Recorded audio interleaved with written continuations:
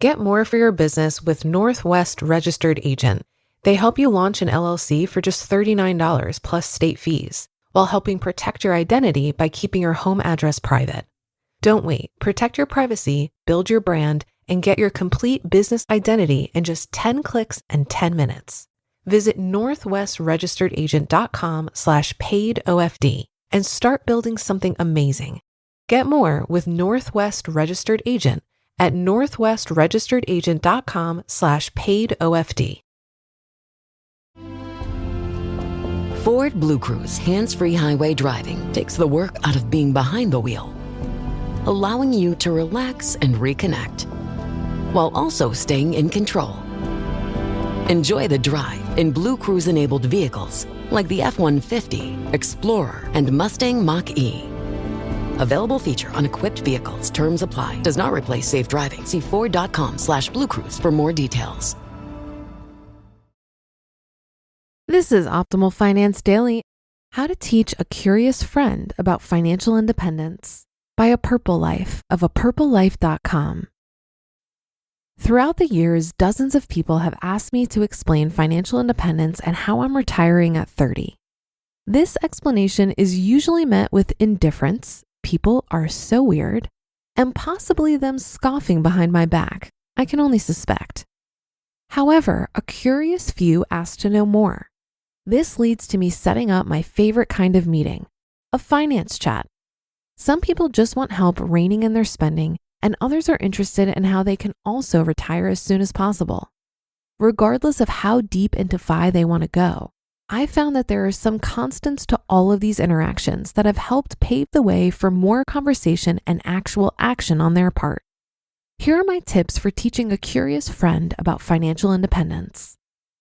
Number 1, let them come to you. I think this is the biggest one. Finances in the US have the weird distinction of being up there with religion and politics for topics that we don't often discuss. They're taboo. I wish this wasn't the case with finances, but that's our current reality. For that reason, people are sensitive to money talk. Despite feeling extremely lucky that I joined this community, I'm not one to push my agenda on others. However, I'm extremely open about the fact that I'm retiring next year. All my friends and family know this. The only people I've kept this information from are my coworkers for obvious reasons, but even a few of them have found me out. Maybe I should stop yelling at people to actually contribute to their 401k and stop debating the value or lack thereof of cryptocurrency. Anyway, several friends and a few savvy coworkers have come to me and asked for financial advice. Since I let them come to me, I believe they were more open to the idea and waited to talk to me until they were actually prepared to make a change in their lives. Number 2, have them come prepared. For these super fun finance chats, I usually schedule an hour at a comfortable place like a coffee shop and ask the person I'm meeting to come prepared. By that, I mean that they need to bring all the relevant financial information we'll need to analyze their situation, which usually includes information about how much they're spending and on what. This can be based on mint.com data. Information on what they're making, W-2s are good for this, and any passwords they will need to access this kind of information. The password trick I learned after watching a friend try to figure out various financial institution passwords for 20 minutes. Complete waste of time.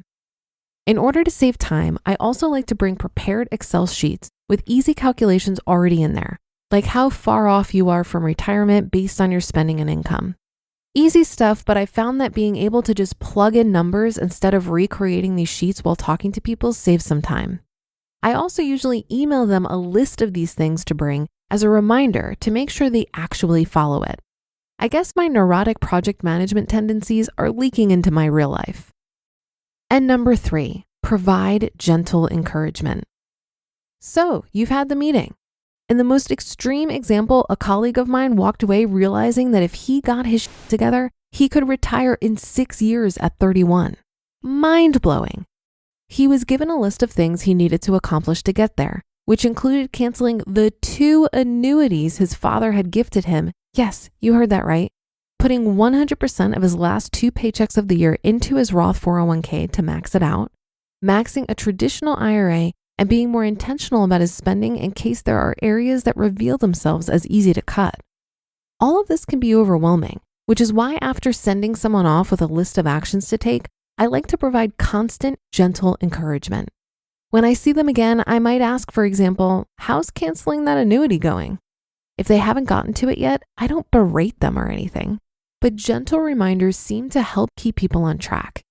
Life can be very busy, and it can be hard to prioritize yourself and your finances. So I've found these nudges to be helpful, even though it may take a while for people to make the changes they need to. Conclusion. And that's it.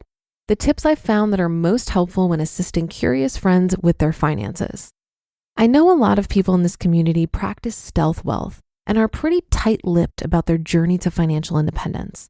But I've found that if you're willing to put yourself and your goals out there a little, the people who are genuinely curious or looking for help on this taboo subject will flock to you. You just listened to the post titled, How to Teach a Curious Friend About Financial Independence by A Purple Life of approachable.com. Imagine you're a business owner who has to rely on a dozen different software programs to run your company. Each one is expensive, overly complicated, and worst of all, none of them are connected. Now imagine a platform that could tackle all of your business management needs in one place. That platform you're imagining? It's Odoo. Odoo has all the programs you'll ever need, and they're all connected on a single, simple, easy-to-use software, giving you peace of mind that your business is always being taken care of from every angle. Odoo assists in accounting, marketing, inventory, HR, CRM, manufacturing, and everything in between through its user-friendly interface and open-source applications. Basically, if your business needs it, Odoo's got it. Odoo sounds pretty amazing, right? So stop wasting your time and money on those expensive, disconnected platforms and let Odoo harmonize your business with simple, efficient software that can handle everything for a fraction of the price. It doesn't get much better than that. So what are you waiting for? Discover how Odoo can take your business to the next level by visiting odoo.com. That's ODOO.com. Odoo, modern management made simple. So, you're about to make a trade based on a friend's text. But which you do you listen to? Is it, we could buy a house in Tulum? Get optioning those options. We could lose everything. Or, let's do a little research. Get your head in the trade and make the investment decision that's right for you. Learn more at finra.org/trade-smart. I've recently tired of telling my story about how I retired from my corporate career at 33 years old. While I agree with the advice here to only share with people who are genuinely interested, I've also been invited to share on larger platforms like CNBC and Good Morning America.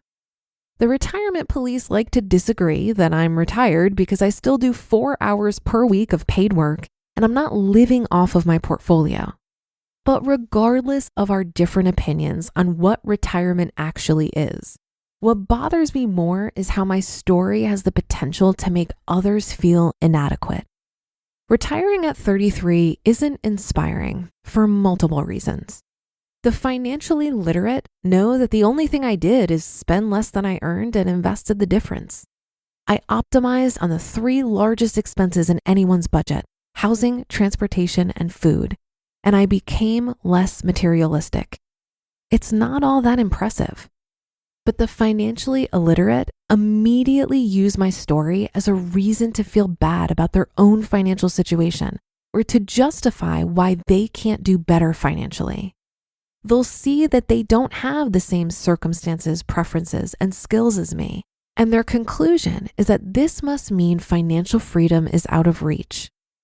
What I wish people knew is that the specific details of how I retired at 33 are irrelevant because they aren't repeatable. What is replicable are the basic rules of money. I spent less than I earned. I lived below my means. I got creative and resourceful about getting my needs met. I questioned my relationship with consumerism. I had a very simple investment strategy. I invested time and effort into educating myself about money, and I didn't outsource my financial literacy. Those to me are the main takeaways that get buried when I share the specific numbers of my income and expenses. But I continue to share because I know that I wouldn't be where I am if others before me didn't have the willingness to be misunderstood. If Mr. Money Mustache or J.L. Collins kept their knowledge about money to themselves, I might still be living paycheck to paycheck. That'll do it for this episode. Have a happy rest of your day, and I'll be back with you again tomorrow, where your optimal life awaits.